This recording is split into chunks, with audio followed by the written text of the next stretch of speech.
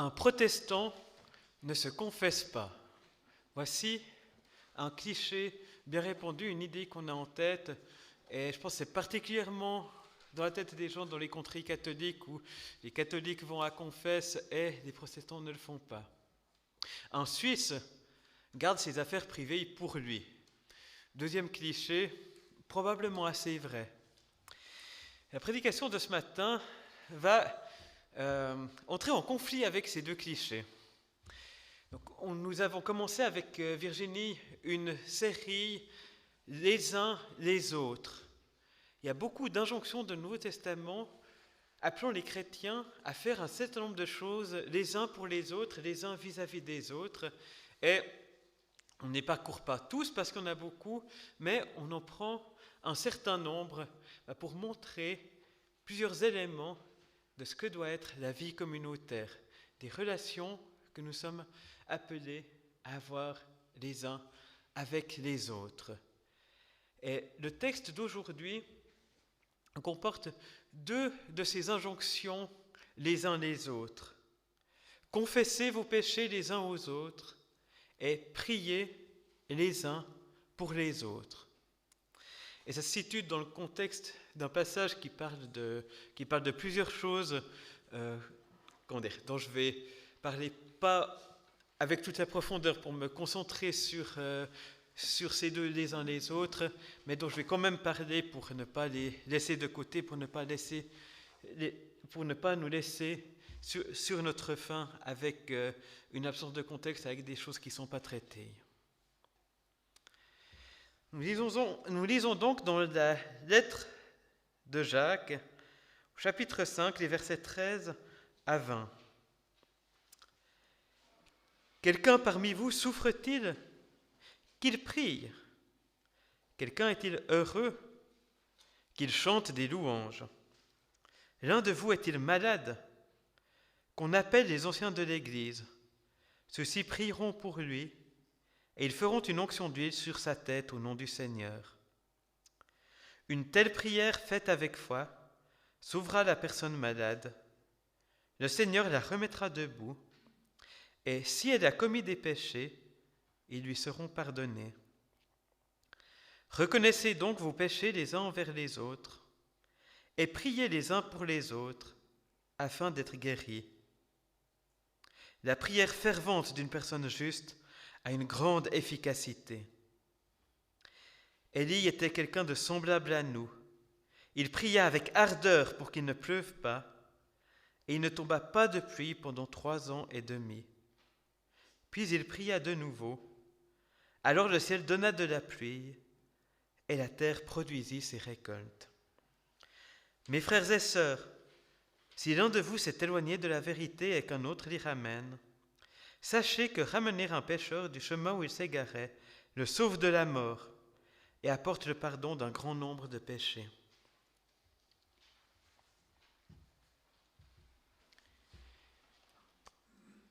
Jacques commence par évoquer plusieurs situations où on peut se trouver avec la réaction appropriée, la réaction qu'il recommande.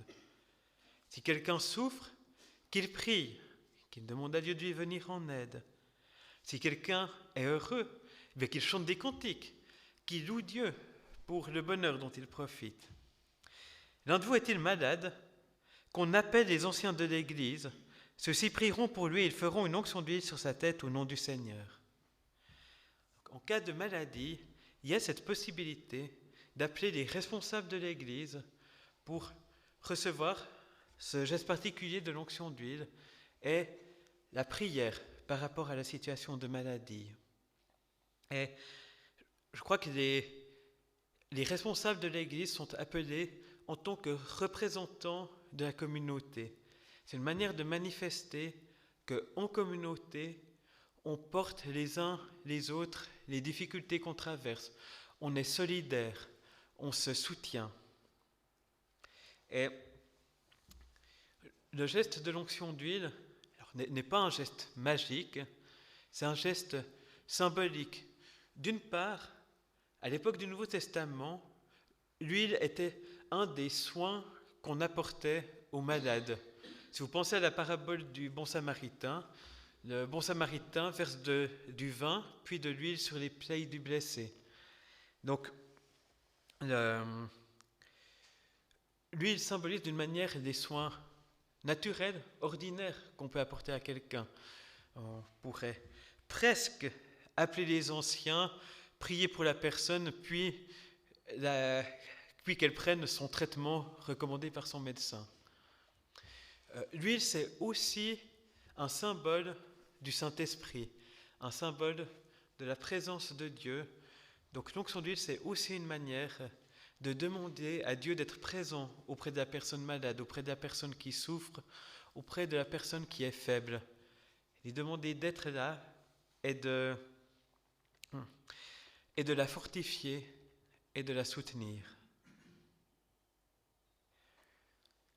Ce n'est pas un geste qui fait descendre le Saint-Esprit d'une manière qui ne se passerait pas autrement, mais nous sommes des êtres humains de chair et de sang, et parfois un symbole matériel, quelque chose qu'on voit, quelque chose qu'on touche, nous aide à nous rendre compte que quelque chose se passe, que quelque chose est à l'œuvre.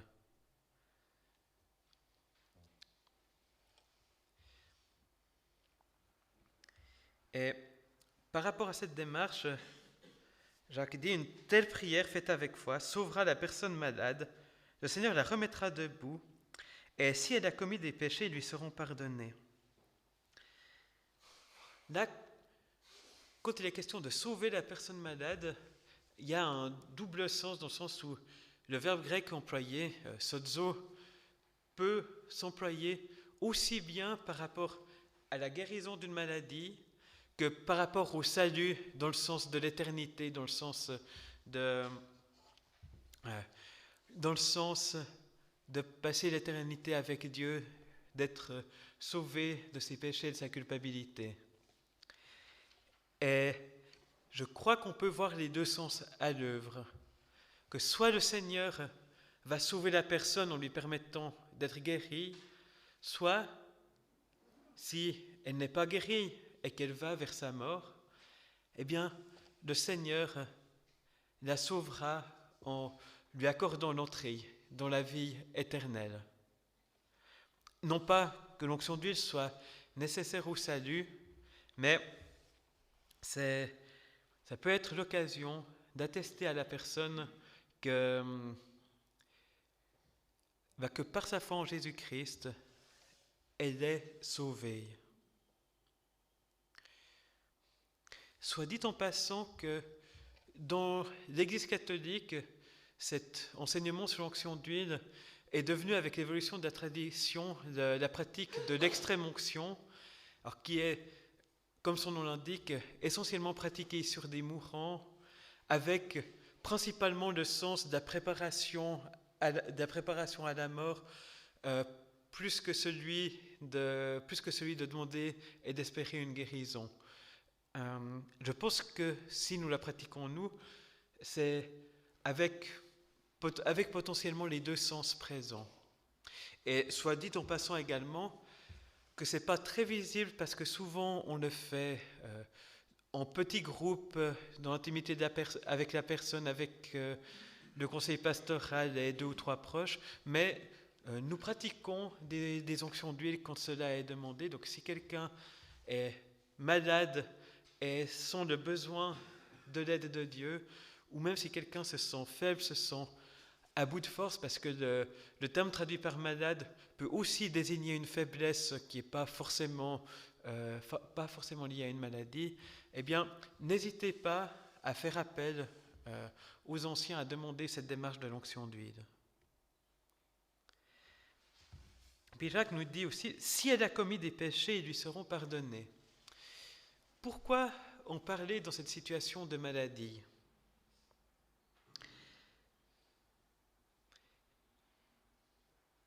Il y avait dans l'Antiquité fortement l'idée qu'une maladie pouvait être liée à un péché, pouvait être une punition pour une mauvaise action.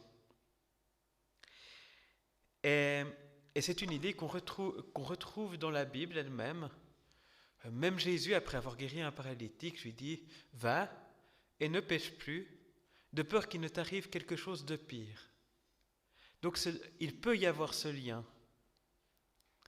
Mais l'histoire de Job nous montre aussi le cas de quelqu'un affligé de toutes sortes de calamités, y compris de maladies, et qui était une personne juste, qui n'avait rien fait pour mériter les maladies, les calamités qui lui sont arrivées. Et de la même manière, Jésus, il y a un moment où Jésus et ses disciples voient un paralytique et les disciples lui demandent « Mais qui est-ce qui a péché? Est-ce que c'est lui ou est-ce que c'est ses parents ?»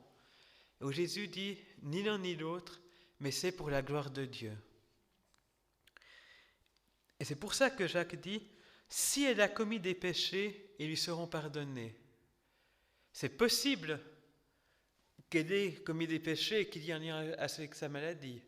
C'est possible qu'il n'y ait aucun lien avec aucun péché particulier. Donc, gardons-nous de faire trop vite une égalité. Ah, cette personne est malade, donc certainement elle a commis des péchés particuliers, des péchés terribles.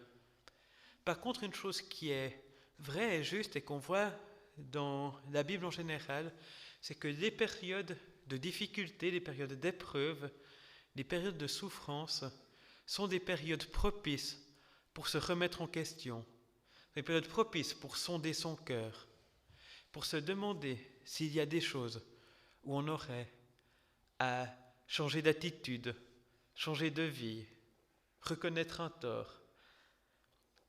Et, ne manquons pas ces occasions de nous remettre en cause.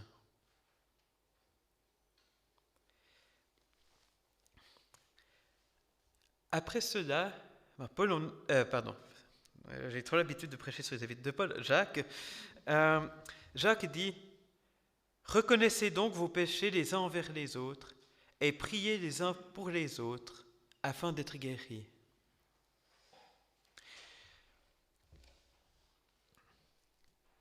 Cette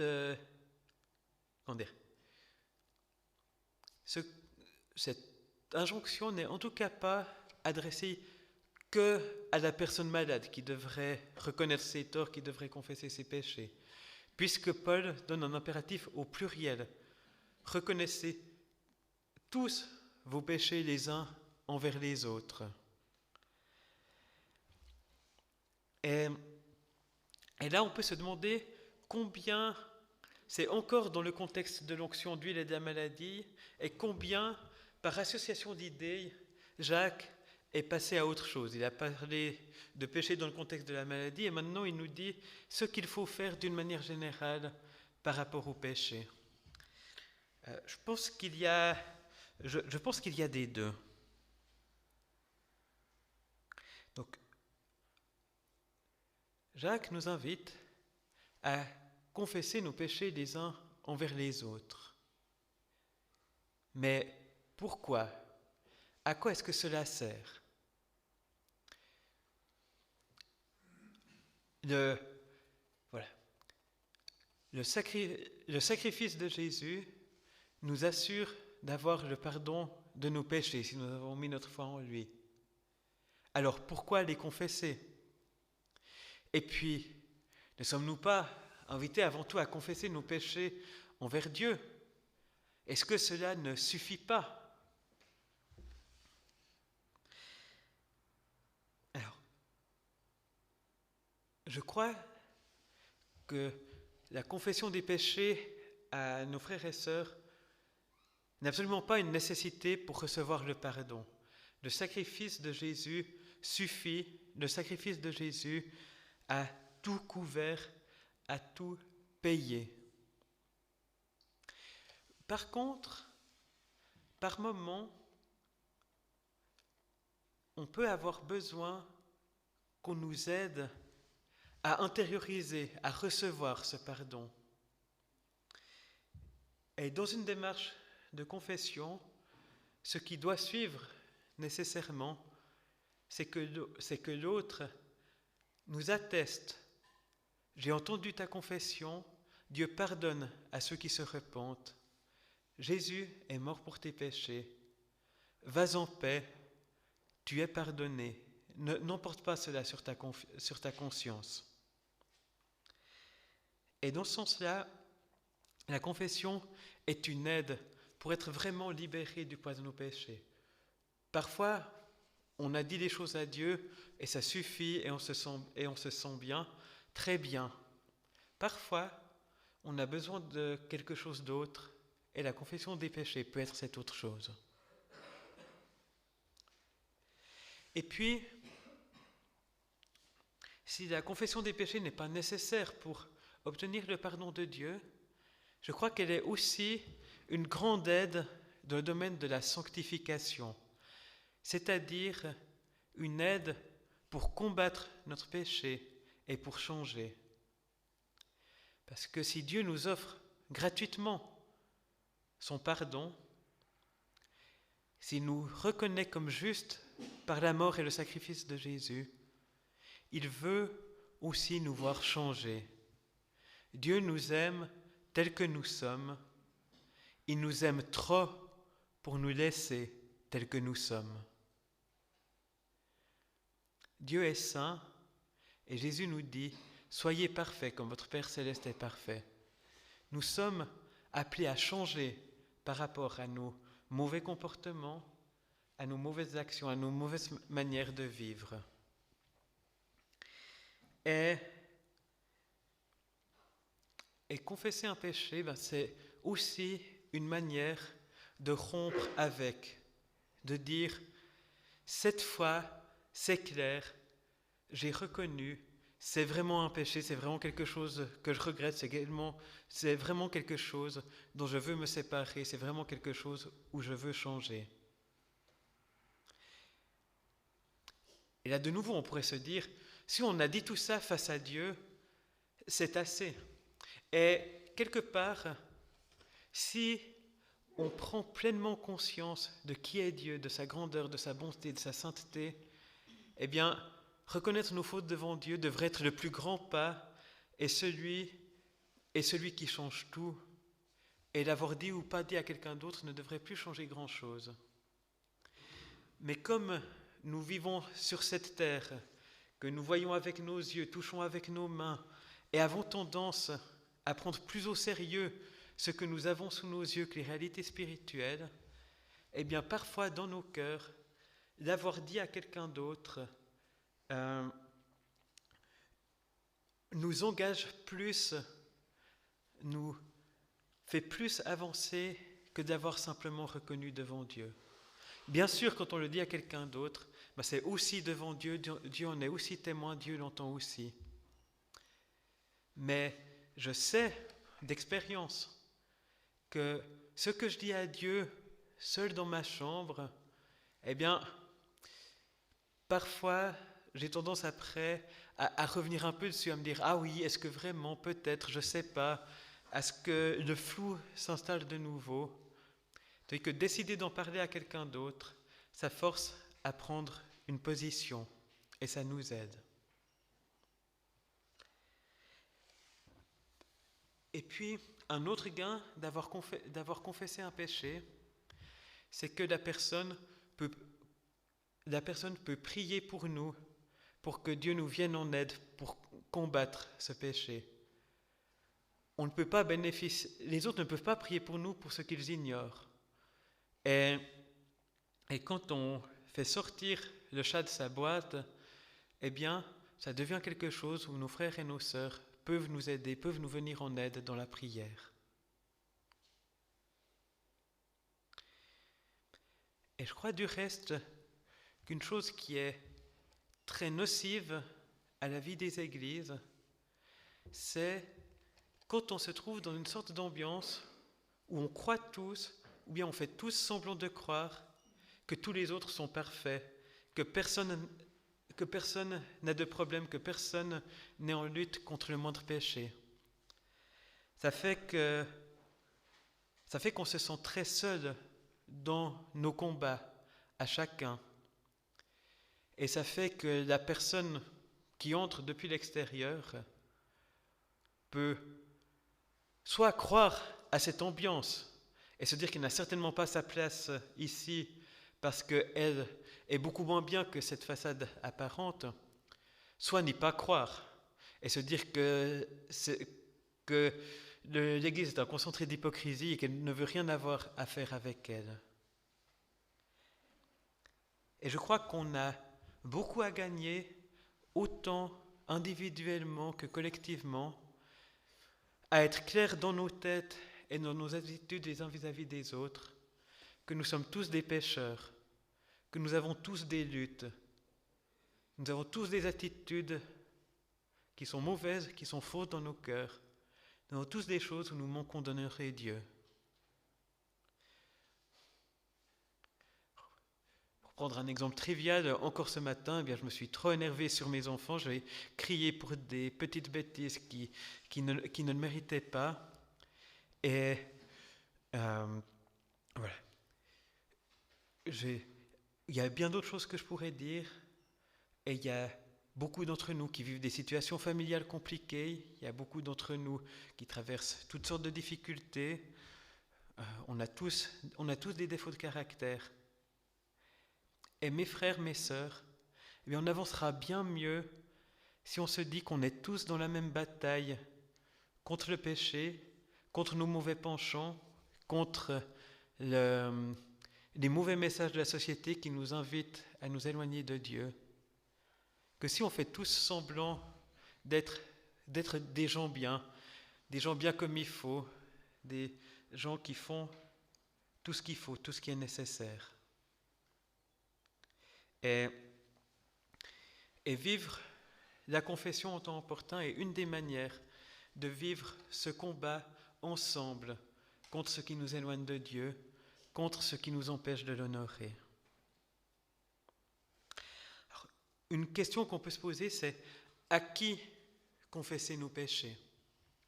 Alors, théologiquement parlant, on peut confesser nos péchés à n'importe quel frère chrétien.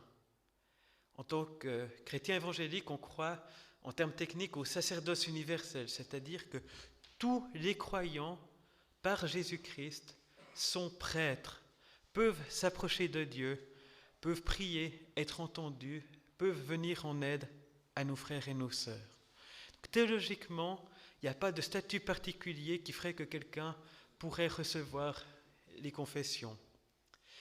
Du point de vue de la sagesse, il y a une certaine prudence à avoir.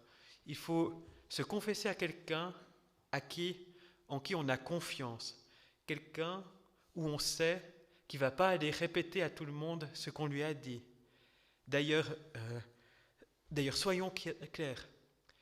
Si quelqu'un, un frère ou une sœur, vient vous confesser un péché, vous le gardez pour vous uniquement, sauf si la personne vous demande ou vous autorise d'en parler ailleurs, ou sauf s'il y a une personne qui est en danger, un crime qui va être commis, un enfant abusé qu'il faut sortir d'une situation. Il y a quelques cas précis où on a un devoir de rompre le secret à cause des situations, des dangers qui sont en cours, mais par défaut, on garde ces éléments pour soi. Et quand on n'est pas exactement sûr si c'est une confession ou pas, par prudence, gardons-les pour nous.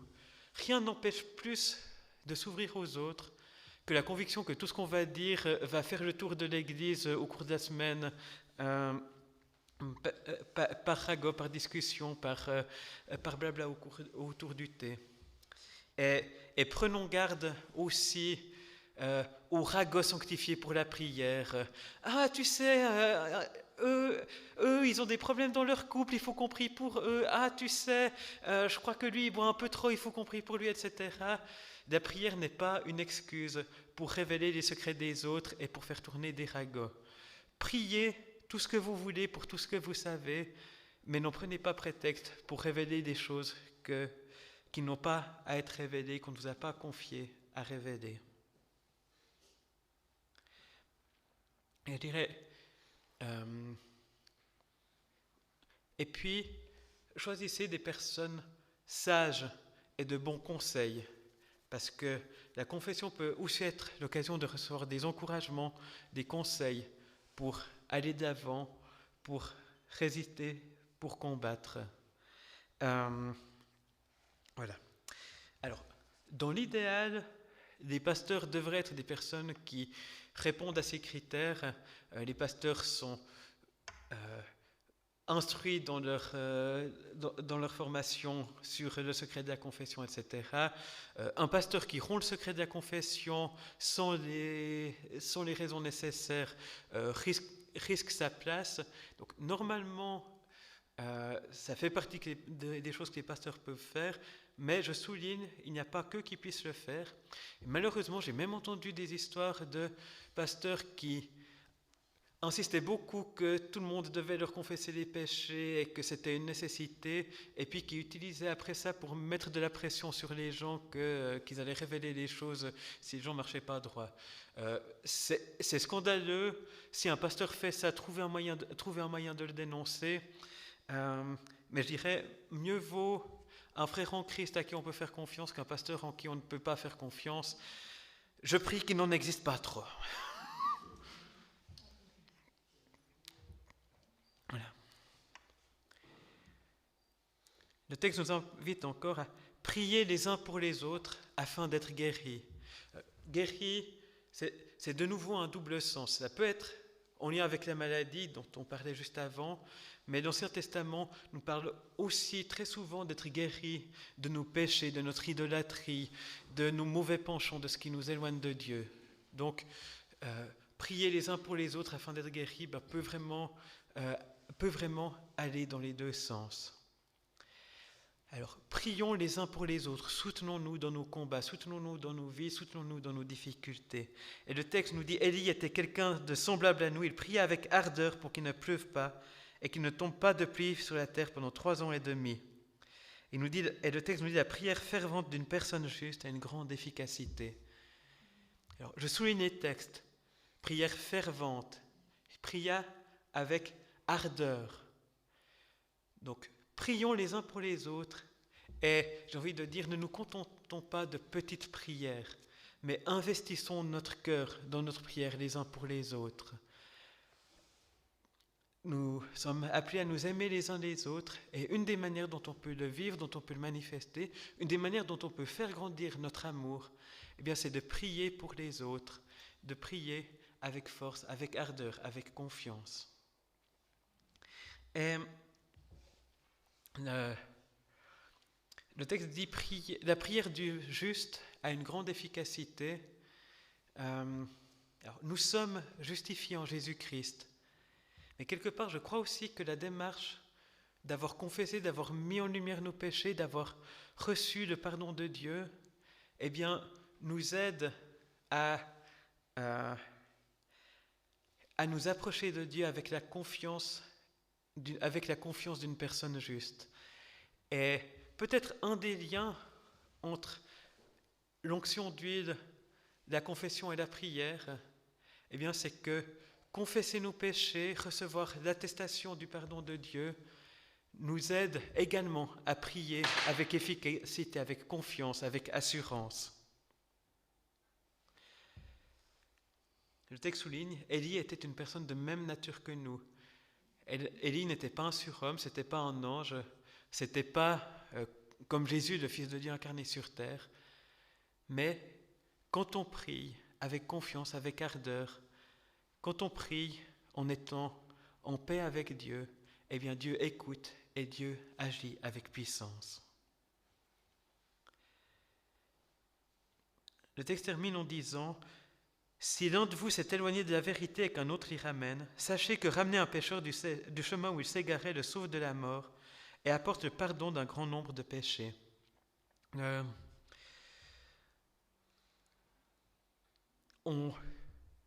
On a facilement dans nos réactions l'idée « Ah, mais qui suis-je pour aller dire à quelqu'un d'autre qu'il se trompe? Qui suis-je pour aller dire à quelqu'un d'autre qu'il n'agit pas bien ?» On a cette idée, ben voilà, c'est vraiment chacun pour soi. Mais le texte nous souligne bien que si on voit quelqu'un qui prend une mauvaise voie, on peut avoir l'occasion de lui faire un bien énorme. Que si quelqu'un, un frère ou une sœur s'éloigne de Dieu, l'aider à revenir sur le bon chemin, c'est une immense bénédiction qu'on lui apporte. Et ça fait partie quelque part de cette ambiance où on se dit, on est tous pécheurs, il n'y en a pas un qui vaut mieux que l'autre, on est tous pardonnés par grâce, on a tous accès auprès de Dieu, on est tous frères et sœurs, on est tous dans le même combat. On ne va pas laisser quelqu'un se faire avoir par les pièges de Satan, par les pièges du péché, par les pièges de toutes sortes de mensonges.